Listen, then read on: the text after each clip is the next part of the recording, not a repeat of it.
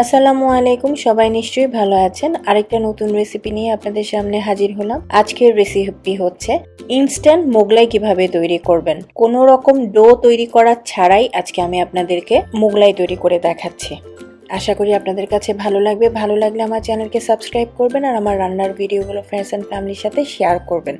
আমি দুটো রেডিমেড পরোটা নিয়েছি, যেগুলি আপনার যে কোনো গ্রোসারিতে রেডিমেড যে পরোটাগুলো কিনতে পাওয়া যায় সেটা দুটো নিয়েছি। প্রথমে আমি দুপাশ একদম শুকনা ময়দা ছিটিয়ে নিয়েছি, তারপর আমি এই পরোটাটাকে বেলে নিচ্ছি। পরোটা আসলে ফ্রোজেন অবস্থায় থাকে, পরোটা দুইটা বের করে ফ্রোজেন থেকে নর্মাল করে নিয়ে তারপর এরকম ময়দা ছিটিয়ে একটু বেলে নিতে হবে। এক্সট্রা যে ময়দাটা আছে সেটা আমি ফেলে দিয়েছি।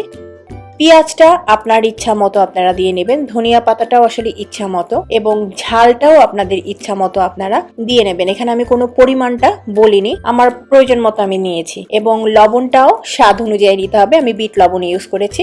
জাস্ট একটু হালকা করে মিশিয়ে নিচ্ছি।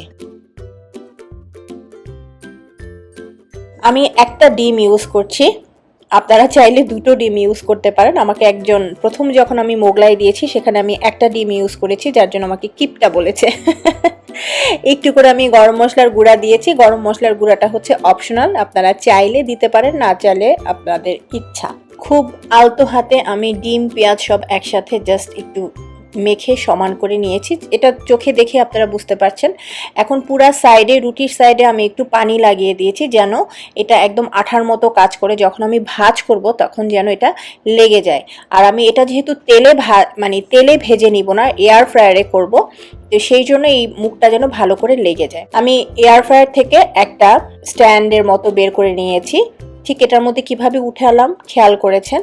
এখন যেটা করব সেটা হচ্ছে তেল ব্রাশ করে দিব।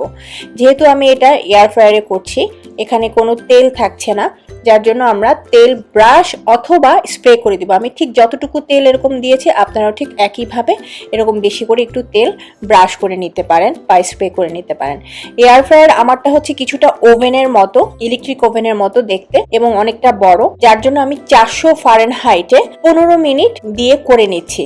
দেখেন আমি মাঝখানে একটু দেখাচ্ছি কি পরিমাণ ফুলেছে, এবং তেলে যেরকম হয় ঠিক সেরকমই কিন্তু হয়েছে দেখতে। এবং এটা 15 মিনিট লেগেছে এক পাশ হতে। আপনারা চাইলে কিন্তু আপনাদের এয়ার ফ্রায়ারে কতটুকু টেম্পারেচার দিয়ে এটা করতে হবে এটা কিন্তু আপনাদের নিজেদের বের করে নিতে হবে। আমি আমার এয়ার ফ্রায়ারে আমি 400 ফারেনহাইটে প্রথম উপরের সাইডটা আমি 15 মিনিট বেক করে নিয়েছি। তারপর আমি খুব সাবধানে উল্টে দিচ্ছি, কারণ অনেক সময় এই নেট টাইপের যেই ট্রেটা আছে এটার মধ্যে লেগে যায়, সেই জন্য খুব আস্তে আস্তে করে উঠাতে হবে।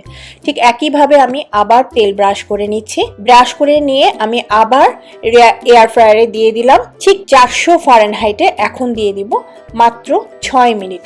অনেক সময় 6 মিনিটে হয়ে যায় এক পাশ, আবার অনেক সময় 3 থেকে 4 মিনিটের মধ্যে এক পাশ, মানে লাস্টে যে উল্টে দিলাম সেই পাশটা হয়ে যাবে।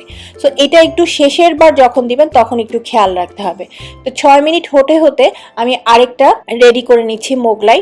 আপনারা দেখতেই পেরেছেন যে আমি কিভাবে করেছি। এত সহজ, আমি বলবো বাসায় যদি রেডিমেড কেনা পরোটা থাকে তাহলে সেটা দিয়ে খুব ঝটপট এটা তৈরি করা যাবে। আপনার বাসায় যদি এয়ার ফ্রায়ার না থাকে আপনারা তেলেও এটা ভেজে করতে পারবেন। আমার কাছে খুব সহজ মনে হয়েছে বলেই আমি আপনাদের সাথে শেয়ার করলাম, এবং খেতেও এটা দারুণ লাগে। দেখেন আমি এয়ার ফ্রায়ার থেকে বের করে নিয়েছি। আমার পুরা 7 মিনিট সময়, 6 মিনিট সময় লাগেনি, আমার মাত্র 4 মিনিটে এই উপরে এই কালারটা চলে এসেছে। এখন এটাকে হালকা একটু ঠান্ডা হতে দিব, তারপর আমি কেটে দেখাচ্ছি। এর মধ্যে আরেকটা কিন্তু হয়ে যাবে, ওই দুটো নিয়ে এসে আমি আপনাদেরকে কেটে দেখাচ্ছি।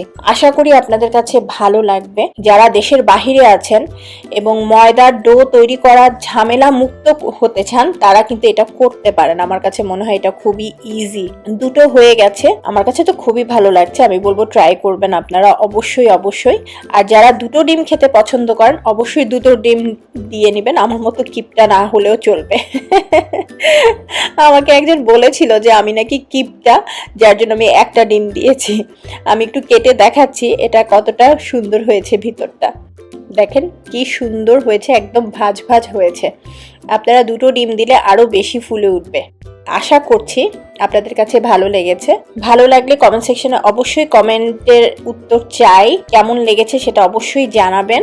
আর বাসায় ট্রাই করবেন এই সহজ পদ্ধতিটা। সবাই ভালো থাকবেন। আজকের ইনস্ট্যান্ট মোগলাইয়ের আয়োজন এখানেই শেষ করছি। আল্লাহ হাফেজ।